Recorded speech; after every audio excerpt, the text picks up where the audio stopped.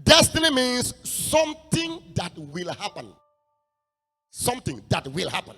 It means a predetermined course of action. Which means if you follow this road, there is a place you will arrive. It is predetermined that if I keep moving in this direction, I must meet with the wall of the building. Destiny also means a channel or a vehicle that affects future outcomes. If you travel this vehicle, this is where you are going to land. So the demands of destiny refers to those things that life must require from you in order to deliver to you your future expectations. There are things that life must demand of you. Your tribe, inconsequential. Who gave birth to you doesn't matter. The son of the president must go to toilet, and the son of a farmer must go to toilet. The daughter of Liz Truss must get pregnant and go to labor. And the daughter of the poorest palm wine tapper must get pregnant and go to labor room. Life must demand it from you. It is not just knowing where you want to go. It is important you recognize the price you must pay to get there. I don't care whether you were born with silver spoon in your mouth or wooden spoon in your mouth. There are confrontations, there are questions that life must confront you with, to which answers must be provided if you must continue going forward. God preordained or predestined. To preordain and predestine is the same thing. God preordained or predestined your life. What that means is this: whatever you are going to become in life, God arranged it before your mother gave birth to you. That's the first thing. And the second thing is this: there is a future plan for you. There is a future which God has planned for you. The plan of God for your life will not happen automatically.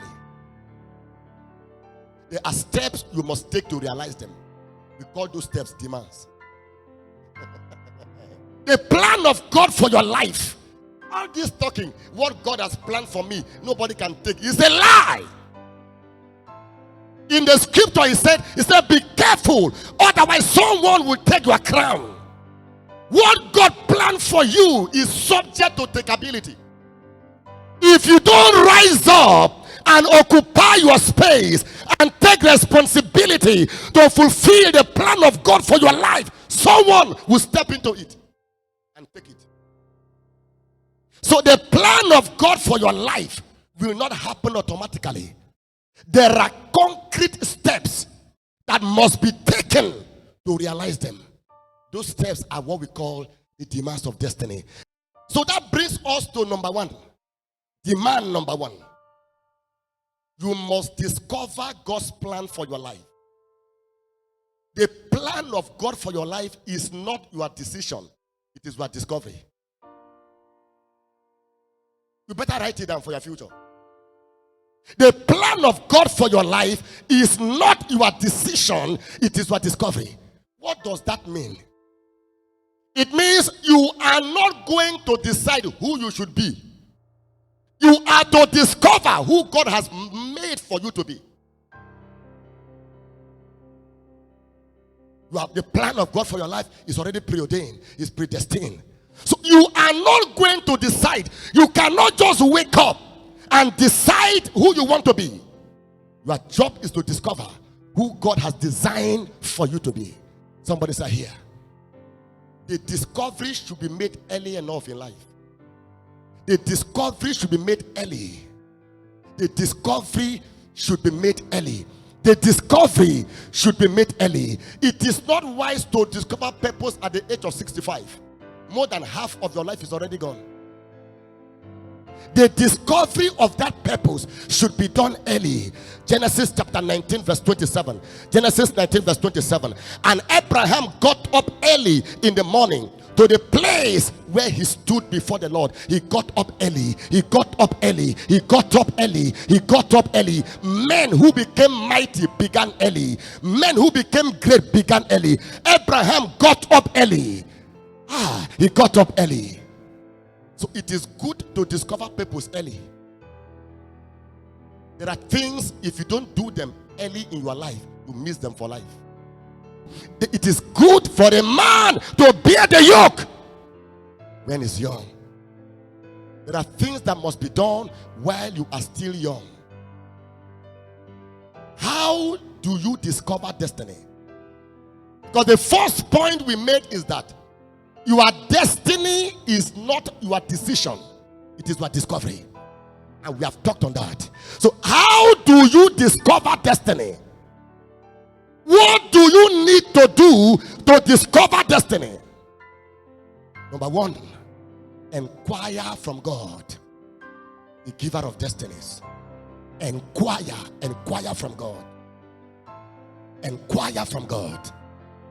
To inquire means to ask for information. I'm going to route C. Here is route M. Please, sir, which way do I take to get to route C? You turn to the left, go there, then turn to the left again, and then go there, and then go to the right. You are there.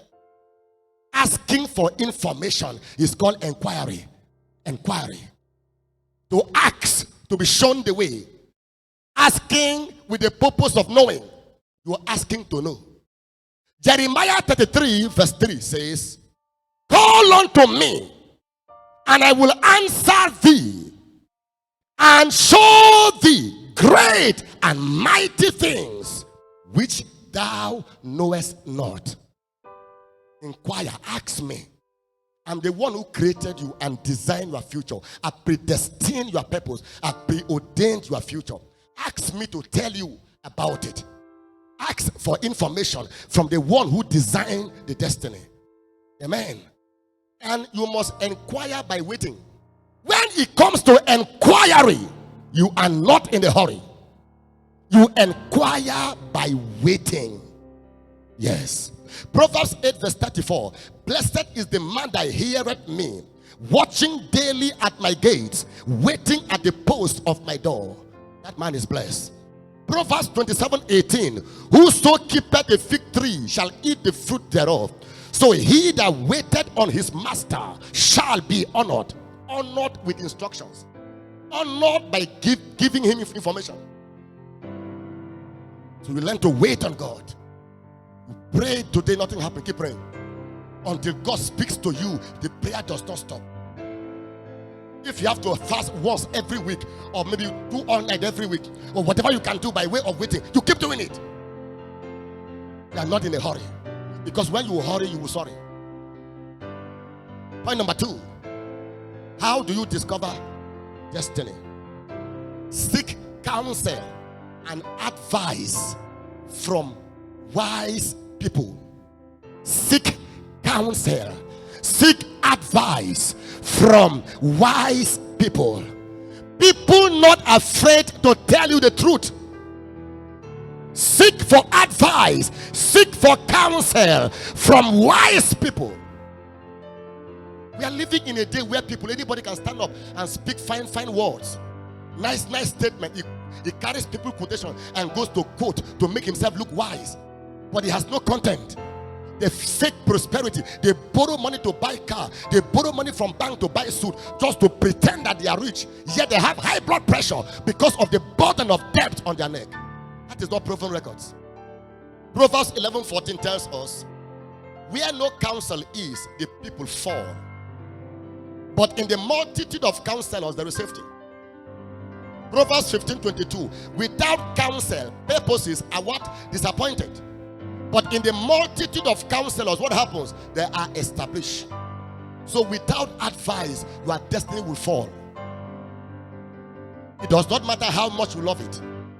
Proverbs 24 verse 6, by wise counsel thou shalt make thy war, and in the multitude of counselors there is safety. Why do you do things? You take risky decisions without seeking for counsel. Why do you do that? You think you know too much? You take very daring decision and nobody counsel you. Nobody spoke to you. Nobody guided you. See, there is nothing new in this world. The road you want to travel through, somebody has already gone through that route. And they can tell you where the potholes are. What God has ordained for a man to do for you, he won't do it. He's the God of protocol. He respects ranks. God will use earthly vessels to produce greatness. If you are under a spiritual father and you begin to grow and your eyes begin to open and your ears begin to open, you begin to encounter bigger knowledge. Don't use his deficiency as a reproach, because those were the hands that molded you. The eyes that reproaches the fathers shall be plucked out by the vultures of the land. A rebel should not be your advisor, no matter how gifted, because what is going to ruin you is not the gift you have, but the spirit of rebellion you inherited. No matter how gifted, no matter how talented, no matter how educated, and no matter how handsome, a rebel should not be your counselor, because the spirit entered me as you spoke unto me. You don't just hear the voice, you inherit the spirit. The final point there is preparation. Preparation. 2 Chronicles chapter 27 verse 6. Jotham became mighty because he prepared his ways before the Lord his God. Jotham became mighty because he prepared his ways before the Lord his God. Let me say this to all of us. Greatness is not accidental. Greatness will never happen by accident and has never happened by accident. Every true greatness is the product of preparation. There is no accidental greatness anywhere. Whether in ministry, in academics, in business, in career, in the different endeavors of life, there is no accidental greatness. Greatness is a product of man's deliberate preparation. To prepare means to get yourself ready for deployment. On your marks, get set, come. It means to get yourself ready for action, to get yourself ready to be deployed, to get yourself ready to function in a certain capacity. To prepare also means to possess the ability to carry out certain responsibilities. Possessing the ability to carry out certain responsibility. If you don't prepare, life will pass you by. If you don't prepare, if you don't prepare, life will pass you by. If you don't prepare, life will pass you by. Most of you have eaten 2023 already in this year. You have eaten the next year this year. You cannot eat your cake and have it. The time of preparation is the time of hiding. You hide yourself. Noise makers cannot be news makers. Those who love noise will never make news. Those who love the lamplight may die in obscurity. There is a moment to hide yourself. Most of you are everywhere, and it's a bad character. There is a time you must not be seen. There is a time when you have nothing to show. Hide yourself. Stop hanging around everywhere with emptiness. When you have nothing to show, hide yourself. There is a time to hide yourself until God visits you again. Hide yourself and cook yourself. Hide yourself and prepare yourself. Hide yourself and get yourself ready.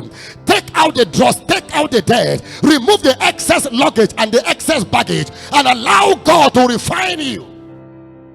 There is a time to till. There's a time to wait for the crops to grow, and there's a time to bring in the harvest. Are you preparing yourself for greatness? It is not enough. You know where you're going to. Are you preparing yourself? How are you preparing yourself? that greatness you talk about, that kind of a man you want to be, that kind of a woman you want to be, how prepared are you? I believe tonight God is calling us to a place of preparation, and one of the best ways to prepare is agonizing in prayer till you break through.